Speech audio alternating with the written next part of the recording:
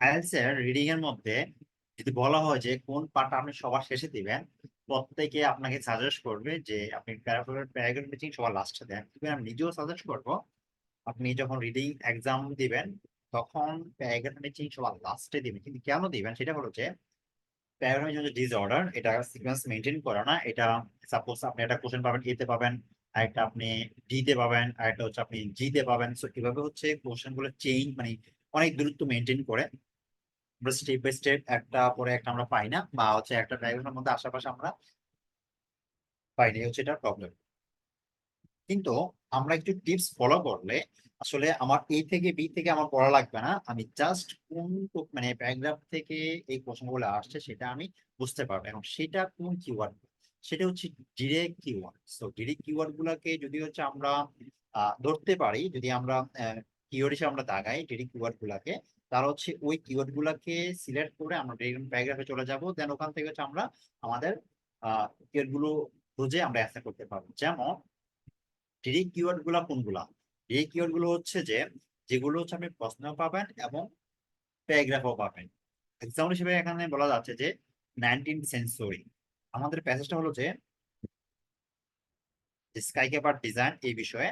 আমরা হচ্ছে এটা নিয়ে আমরা এখানে আমরা এটা নিয়ে আলোচনা করা হয়েছে। তারপর হচ্ছে এখানে সাবলাইনে অনেক কিছু লেখা আছে 19th-20th সেঞ্চুরি হাবিজাবি। কিন্তু এখন দেখেন আমাদের যেই মেইন কিওয়ার্ডটা নিয়ে হচ্ছে আমরা ডিডি কিওয়ার্ড, যে ডিডি কিওয়ার্ডটা নিয়ে আমরা খুঁজলে আমাদের অ্যান্সার গুলো খুব দ্রুত আমরা বাইর করতে পারবো। সেটা হলো যে 19th সেঞ্চুরি, বা হচ্ছে কোনো নাম বা কোনো ডিভাইসের নাম হইতে পারে, বা কোনো একটা প্রাণীর নাম হইতে পারে, মানে কোনো একটা কিছু নাম যদি হচ্ছে ওই ওয়ার্ডটাকে আমরা ফোকাস করে আমরা রিডিং এ যাই, তাহলে হচ্ছে কিন্তু মোটামুটি ওই এটা আমরা আহ পাবো। আর এখানে বিষয় রাখবেন, কিন্তু এখানে যদি হচ্ছে একাধিক সাইডে যদি লেখা থাকে, যেমন একাধিক কোশ্চেনে 14 নম্বর 19 আছে, 16 নম্বর 19 আছে, 19 নম্বরেও 19 আছে। এখন দেখবেন, বাট যদি হচ্ছে আবার 19 সেঞ্চুরির লেখাটা একটু দেখে নিবেন, একটু মানে একটা ওভারভিউ নিয়ে নিবেন, যে এখান থেকে আপনি প্রথম একটু দেখবেন, দেখার পরে যখন হচ্ছে আপনি কোশ্চেনগুলো অ্যান্সার করবেন যে কোন ওয়ার্ডটা আপনার সবচেয়ে বেশি মানে ইজি হইতে পারে। অলরেডি তো আপনি এই কোশ্চেনটা অ্যান্সার করার আগে অলরেডি আপনার যে বাকি যে কোশ্চেন গুলো সেটা আপনি পড়ে নিয়েছেন আমি মনে করি। অলরেডি আপনার প্যারাগ্রাফ পড়াটা একবার হয়ে গেছে, মানে ফুল প্যাসেজটা পড়া হয়ে গেছে, যেহেতু হচ্ছে আপনি এটা সবার শেষে দিছেন। শেষে দেওয়ার পরে যখন আপনি এখানে আসবেন তখন আপনি দেখবেন যে কোন ওয়ার্ডটা আপনি বেশি পাইছেন বা কোন ওয়ার্ডটা একটু কম পাইছেন। তখন একটু আবার দেখে নিবেন যে কোন ওয়ার্ডটা, যেহেতু হচ্ছে আমি একাধিক কোশ্চেন আসছে, তো আমি এইটা ওয়ার্ডটা নিতে পারি, এই ওয়ার্ডটা আমার জন্য খোঁজা সব ইজি হয়ে যাবে। তখন আপনাকে এভাবে একটা ওয়ার্ড আপনাকে বুঝতে হবে যে কোন ওয়ার্ডটা নিলে আপনি অ্যান্সার পাবেন খুব দ্রুত। বাট যদি হচ্ছে 19 সেঞ্চুরি মাত্র একটা কোশ্চেনে থাকে, বাট ওই অন্যান্য কোশ্চেনে নাই, তাহলে কিন্তু এই ওয়ার্ডটা নিয়ে খোঁজাটা আপনাদের একটু বেশি ঝামেলা হবে। কারণ আপনি যদি যদি এখানে 3-4টা প্যাকের মধ্যে আপনি পান, আর আপনি পাইলেন হচ্ছে মাত্র একটা ইয়েতে একটা কোশ্চেন 3-4টা প্যারাগ্রাফ পড়ে আপনাকে অ্যান্সার করতে হচ্ছে, তখন কিন্তু আপনার জন্য একটু টাইম কনজিউমিং হবে, টাইম ওয়েস্ট হবে। একটা অ্যান্সার বাইর করতে আপনার 3টা বা 2টা প্যারাগ্রাফ পড়া লাগতেছে। কিন্তু যখন হচ্ছে ওই ওয়ার্ডটা যদি 2টা বা 3টা বা 4টা কোশ্চেনে বলা হয়ে থাকে, তাহলে হচ্ছে ওই ওয়ার্ডটা নিয়ে যদি আপনি খোঁজেন, তাহলে হচ্ছে আপনার জন্য টাইমটা একটু ওয়েস্ট কম হবে। সো এটা মাথায় রাখবেন। এবং যখন হচ্ছে আপনি এটা ছাড়াও যখন হচ্ছে আপনার অন্যান্য যে মডিউল গুলো আপনি অ্যান্সার করবেন, তখন কিন্তু এই ডিরেক্ট কিওয়ার্ড গুলো নিয়ে আপনি ডিরেক্টলি অ্যান্সার করতে চান, অ্যান্সার মানে ডিরেক্টলি প্যারাগ্রাফে যেতে পারেন, প্যারাগ্রাফে গিয়ে দেন অ্যান্সার করতে পারেন। আই থিঙ্ক আপনার অ্যান্সার পাবেন। ওকে, আমরা হচ্ছে এখানে 19 সেঞ্চুরি আমরা নিলাম, 19 সেঞ্চুরি। আমি এখন দেখবো যে আসলে এই প্যারাগ্রাফ এ থেকে এটা আসছে কিনা। দেখেন এখানে প্যারাগ্রাফ এর মধ্যে যদি আমি দেখি, এখানে 19 সেঞ্চুরি নাই, দ্যাট মিনস আমার এই 3টা কোশ্চেনের মধ্যে এখানে আমি পাবো না। আমি শিওর, যেহেতু হচ্ছে আমার 3টা কোশ্চেনের মধ্যে আমার 19 সেঞ্চুরি লেখা আছে, বাট আমার এখানে লেখা নাই। সো আমি এটা বাদ দিলাম। যদি বিতে যাই, বিতেও হচ্ছে আমরা কোনো দেখতে পারতেছি না, সো বিও আমাদের জন্য ক্যান্সেল। তারপর যদি সি যদি যাই, সি থেকেও হচ্ছে আমরা এখানে দেখতে পারতেছি না, সি বাদ। ডি যদি যাই, ডি হচ্ছে, আচ্ছা ডি হচ্ছে এখানে আছে, এই যে 19 সেঞ্চুরি 19 লেখাটা আছে, সো আমরা হচ্ছে ডিটা এখানে পেতে পারি। সো ডিটা আমি একটু মার্ক করে রাখলাম। আমি এখানে এখানে আমি একটা পেয়ে গেছি, তার মানে এটা না যে আমি এখানে অ্যান্সার করা শুরু করে দিব, এটা করা যাবে না। অন্যান্য যেই প্যারাগ্রাফ গুলাতে আপনি 19 পাবেন, সেটাও আপনি একটু খুঁজে দিবেন, দেন আপনি অ্যান্সার করবেন, তারপরে হচ্ছে আপনার জন্য অ্যান্সার করা একটু ইজি হয়ে যাবে আরো। তারপর হচ্ছে 19 সেঞ্চুরি, আচ্ছা আমি ই নাম্বারও পাইলাম, সো ফাইন, আমার ই নাম্বার ওটা আলোচনা আছে। এফ নাম্বার যদি যায়, এই যে এফ নাম্বার 19 সেঞ্চুরি লেখা আছে, সো 19 নাম্বারও মানে 19 নাম্বার এফ নাম্বারও আমার একটা আলোচনা হবে 19 নিয়ে। সো আমি এটা এখানে মার্ক করে রাখলাম। তারপর হচ্ছে আমি যদি জিতে যাই, এখানে জিতে হচ্ছে 19 নাই, সো আমার এই ওয়ার্ডটা আমি হচ্ছে এখানে আমার কোশ্চেন পাবো না। তারপর হচ্ছে আমি এইচ নাম্বার যদি যাই, এখান থেকে যাই, এখান থেকে নাই, সো এটা আমার বাদ। আইন নাম্বার যদি যাই তাহলে এখানেও নাই, আইন নাম্বারও বাদ। দেখেন আমার 3টা কোশ্চেন বাইর করতে হবে, 14, 16, 17। কিন্তু আমার এখানে পড়া লাগতো কতটা, অনেকগুলো প্যারাগ্রাফ পড়া লাগতো না? এখন দেখেন আমি জাস্ট এই টিপসটা ফলো করার কারণে আমি এখানে অনেকগুলা প্যারাগ্রাফ বাদ দিতে পারতেছি, জাস্ট আমি 3টা রাখতে পারতেছি। বিকজ এই 3টাতেই আমি 19 পাইছি, এন্ড আদার যেই প্যারাগ্রাফ গুলো আছে সেগুলোতে নাই, সো আমি সেগুলো ক্যান্সেল করে দিলাম, সেগুলো আমার ওভার শিওর আসবে না, বিকজ 19 লেখাটা নাই, 19 সেঞ্চুরি নাই। এখন আসেন আমাদের প্যারাগ্রাফ হয়ে গেছে, মানে চুজ সিলেক্ট করা হয়ে গেছে। আমি 3টা আমি দেখবো, 3টা থেকে আমি আমার প্যারাগ্রাফ আমি বাইর করবো। এখান থেকে হচ্ছে আমি যাই, যদি আমি এখান থেকে যাই তাহলে এখন আসলে আমি কোশ্চেনটা ভালো করে পড়বো, কোশ্চেনটা পড়ে আমি অ্যান্সার করবো। যেমন এখানে কি বলতেছে, avoided hospital 19 century, why some people, মানুষ কেন হসপিটাল অ্যাভয়েড করতে, হসপিটালে যাইতো না 19 শতাব্দীতে। সো এটা নিয়ে একটা কথা হচ্ছে। হ্যাঁ, এটা মানে কি, এটা মানে হচ্ছে নেগেটিভ সেন্স, মানে হচ্ছে কি একটা নেগেটিভ ভয়ভীতি, বা হচ্ছে একটা ক্ষতিকর কিছুটা বোঝাবে, এরকম কিছু একটা। অ্যাভয়েডেড, অ্যাভয়েডেড এর সিনোনিম কি হইতে পারে? অ্যাভয়েডেড সিনোনিম মানে ডিরেক্টলি অ্যাভয়েডেড পাবেন, ওই চিন্তা মোটেই কইরেন না। অ্যাভয়েডটাকে আপনি বাংলায় কনভার্ট করেন, মানে কি মানুষ চাইতো না বা ইগনোর করতো, মানে মানে পরিত্যাগ করতো, সোজা কথা পরিত্যাগ করতো, বা হচ্ছে এড়িয়ে চলতো, এরকম কিছু অ্যাভয়েডেড। সো এড়িয়ে চলা, হসপিটাল অথবা হসপিটালকে এড়িয়ে চলতো মানুষ 19 শতাব্দীতে। এটা মাথায় কোন ওয়ার্ডটাতে মানে এড়িয়ে চলা বোঝাচ্ছে সেটা আপনি প্যারাগ্রাফ পড়লেই আপনি পরে বুঝতে পারবেন। এবং এই মেইনটা হচ্ছে আপনার আগে বোঝার ইম্পর্টেন্ট। তারপর হচ্ছে 16 নম্বর যদি আমরা চাই, যে a comparison between circulation of air, air circulation কম্পারিজনটা করবে কোথায়? 19 শতাব্দীর বিল্ডিং এর and modern design, modern standard, বর্তমান মানে 19 শতাব্দী এবং বর্তমানের বিল্ডিং এর মধ্যে একটা কম্পেয়ার করবে। তারপর হচ্ছে শর্ট টেস্টেড, ও শর্টের কথা বলতেছে, টেস্ট করতেছে কি 19 সেঞ্চুরি বিল্ডিং। আচ্ছা, সার্কুলেশন অফ এয়ার, এয়ার সার্কুলেশনের, এয়ার সার্কুলেশনের টেস্টেড, হাউ টেস্ট কেউ টেস্ট করছে সেটা কথা বলা হচ্ছে। তো এখন আমি বুঝলাম আমার এখানে এয়ার সার্কুলেশন টেস্টের কথা বলবে, তারপর হচ্ছে এখানে এয়ার সার্কুলেশন কথা বলবে, মানে কম্পারিজন করবে কি century, 19 century, 19 century building and modern standards. এখানে আমি যদি চাই যে লাইক আমি এফ থেকে যদি চাই, এখানে এফ থেকে, আচ্ছা এফ তো আমার লাস্ট, হ্যাঁ এফ। সো আমি যদি এফ থেকে যাই তাহলে আমি একটু পড়ি। আমার মোটামুটি আমি 3টা মিনিং বুঝলাম, 3টা মিনিং বুঝে দেন আপনাকে অ্যান্সার করতে হবে। যদি আপনি 3টা মাথায় রাখবেন, যদি আপনি একটা করে বুঝতে চান আবার আপনার টাইম স্পেন্ড হবে। সো এই কারণে আপনি 3টাই পড়ে নেবেন, যেন হচ্ছে এখান থেকে এই প্যারাগ্রাফ পড়ে যেন মাস্ট একটা অ্যান্সার করতে পারেন, এভাবে আপনি পড়ে নেবেন। আর যদি হচ্ছে আপনি 3টা অপশন প্রশ্ন না পড়েন, তাহলে আপনি কি করতে হবে, সাপোজ আপনি এটা পড়লেন, এটা পরে যদি আপনি মনে করেন 14 খুঁজতেছেন, এটা পরে বাট আপনি 14 পাইলেন না, সো আপনি আর বাকি কোশ্চেন গুলো আপনি 14 খোঁজার জন্য আপনি চলে গেলেন আবার ইতে, সো আপনার মানে এগিন পড়া লাগতেছে। তা আবার আপনি 15তে আপনি আসলেন, 16তে আপনি আসলেন, আসার পরে হচ্ছে আবার আপনি লাইক ইতে পড়লেন, ইতে পড়লে তো আবার আপনি একবার দুই করে পড়া হচ্ছে, এই টাইম স্পেন্ড হচ্ছে, সো এটা করা যাবে না।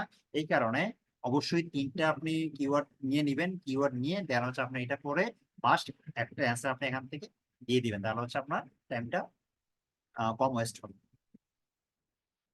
এখানে ডিসকভার 19 সেঞ্চুরি হসপিটাল কথা বলতেছে, 24 hours air changes, similar perform modern day control operating theatre, words based on the principle now, single rooms not appropriate for all patient, prepared for certain patient, people, older people demand, for example today's hospital, and then would work just as well as today's hospital at a fraction of the energy cost. Content mindset and skill sets behind the design completely lost.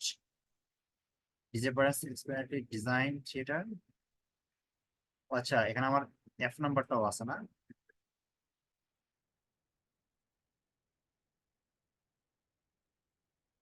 আচ্ছা, এখানে আমার E F আছে, ই আছে, আমার দুইটা বলা আছে। যেটা আমি ই পড়তেছি, আমি এটা এখানে পড়ে নেই।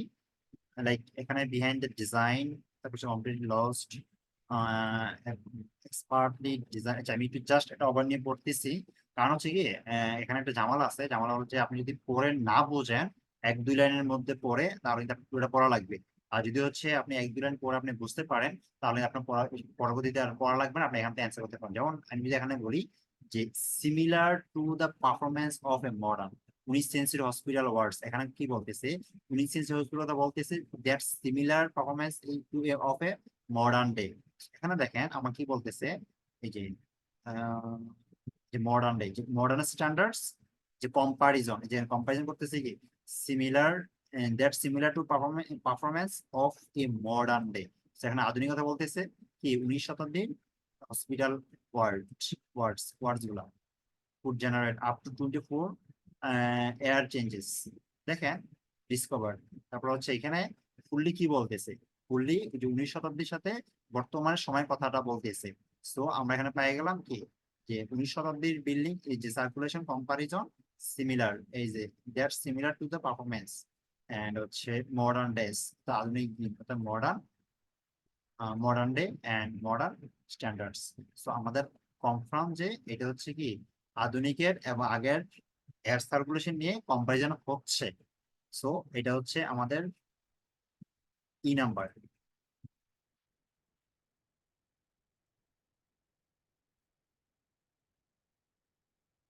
তারপর আমি এফ এ যদি যাই, তারপর দেখেন মাছ present hospital building design a panic public clamoring of for buildings that would protect against, দেখেন ক্লেম, এই যে ক্ল্যামারিং বা পেনিকড, মানুষ আতঙ্কে থাকতো। থ্রেট, থ্রেট মানে কি হুমকি। এখন দেখেন আমি এখন পরে কি বলতেছি, মানুষ এটা ভয়ে ভীতি নিয়ে থাকতো না, হুমকির সম্মুখীন হইতো। যে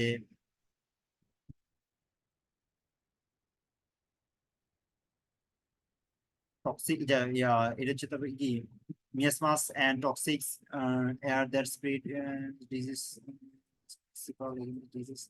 সেন্টার। এখন আমি এটা পড়তেছি না, বাট আমি এই দুই লাইন পড়ে যেটা বুঝতে পারলাম, এটা মানে কি মানুষের কি একটা বিল্ডিং পিপল প্রেজেন্ট, আচ্ছা হসপিটাল বিল্ডিং ডিজাইন, যেটা এখানে ওভারঅল যেটা বোঝাচ্ছে এটা হচ্ছে কি পেরিং, আতঙ্ক, public clamoring for building that could protect against what. তো এখানে মানুষটা আতঙ্ক বা হচ্ছে ক্ল্যামার বা একটা ভয়ভীতি কাজ করতেছে। এখানে মধ্যে আমরা দুটো লাইন পরে আমরা বুঝতেছি। আমি যদি আরো পরবর্তী আরো যাই, সো এখানে কি যে কলেরা আউটব্রেকস মানে একটা রোগ, মানে খুব ছড়াই গেছে in London Paris during 1850 rather than germs hospital fever lady. এখন যে ডিজিজ রোগ মানে হচ্ছে একটা রোগ মনে করেন যে ছড়াই গেছে কোথায়, প্যারিস এবং লন্ডনে 1850 সালে। ওভারঅল আমি যেটা বুঝতে পারতেছি বা যেটা আমার ধারণা হচ্ছে সেটা হলো যে তিনটা থেকে এটা হচ্ছে টেস্টেড। আমার কি 16টা বাদ, 16টা বাদ, এটা হচ্ছে কি টেস্টেড মানে কি পরীক্ষা করছে এয়ার সার্কুলেশন। এখানে এয়ার সার্কুলেশন পরীক্ষা নিয়ে কিচ্ছু বলা নাই, কি বলতেছে এটা রোগের একটা আতঙ্কের কথা বলতেছে এখানে। অতএব এখানে অ্যাভয়েড হসপিটাল মানে কি একটা নেগেটিভ সেন্স বলতেছে। মানুষ হসপিটালে যাইতো না, অ্যাভয়েড করতো, কেন? রোগের কারণে, রোগটা ছড়া যাইতেছে, সেই কারণে থ্রেট, হুমকি, হুমকি স্বরূপ ছিল। সো এখন আমরা ওভারঅল এই বিষয়টাকে আমরা কি নিতে পারি, নেগেটিভ সেন্সে নিতে পারি। এটা কিন্তু নেগেটিভ সেন্সে না, এটা কি জাস্ট টেস্ট করছে, টেস্টের রেজাল্ট ভালো হয়েছে খারাপ সেটা আমরা জানি না, জাস্ট টেস্ট করছে, দ্যাটস ইট। বাট এটা কি একটা আতঙ্ক, নেগেটিভ সেন্স ক্রিয়েট করতেছে। এবং আমরা হচ্ছে একটা নেগেটিভ সেন্স পাচ্ছি এফ এর মধ্যে, এন্ড আমাদের অ্যান্সার হচ্ছে এফ। দেন হচ্ছে আমাদের বাকি আছে কি, বাকি হচ্ছে আমাদের 17 নম্বরটা। তো 17 নম্বর হচ্ছে আমাদের চোখ বন্ধ করে দিয়ে দেন, আমরা এটাও পাইলাম, আমরা এফও পাইলাম, ই পাইলাম, বাকি আছে কোনটা? বাকি আছে ডি নাম্বারটা। সো 17 নম্বরটা হচ্ছে কনফার্ম ডি। তো এর হচ্ছে আপনি একটা কোশ্চেন অ্যান্সার করতে পারবেন এবং কি আপনার সময় কমাইতে পারবেন। সো এই কারণ এই ক্ষেত্রে আপনাকে যেটা মেইন ফোকাস করতে হবে সেটা হলো যে ডিরেক্ট কিওয়ার্ডটা আপনাকে আগে ফাইন্ড আউট করতে হবে। যেহেতু হচ্ছে ডিরেক্ট কিওয়ার্ডটা আপনি একাধিক কোশ্চেনে পান, তাহলে হচ্ছে আপনি একাধিক কোশ্চেনে গিয়ে আপনি কোশ্চেন গুলো মার্ক করেন। তারপর হচ্ছে আপনি প্যারাগ্রাফ গুলোতে আপনি বুঝে বুঝে ট্রাই করবেন, আশা করি যে আপনি অ্যান্সারটা পেয়ে যাবেন। আর যদি হচ্ছে আপনার কাছে মনে করেন যে লাইক আপনি 19 ইঞ্চি এখানে পাইছেন, বাট আর কোথাও 19 ইঞ্চি পাইনি, মানে প্রত্যেকটা সেন্টেন্সের মধ্যে এই যদি কিওয়ার্ড গুলো ডিফারেন্ট, তাহলে হচ্ছে আপনাকে এটা ফলো করার দরকার নাই। আপনি তখন কখন হচ্ছে কি, আপনি একেবারে এ থেকে শুরু করে এ তে পরে আপনি যে কিওয়ার্ডটা পাইছেন কোনটা হইতে পারে সেটা আপনি ওইভাবে আপনি অ্যান্সার করবেন। বাট যেটা যখন হচ্ছে যে কিওয়ার্ড তিনটা বা দুইটাতে চারটাতে আপনি পাবেন, তাহলে হচ্ছে আপনি এই চেষ্টা ফলো করবেন, তাহলে যদি দেখবেন যে আপনার টাইমটা অনেকটা সময়, মানে অনেক অল্প সময় আপনি অ্যান্সার করতে পারতেছেন।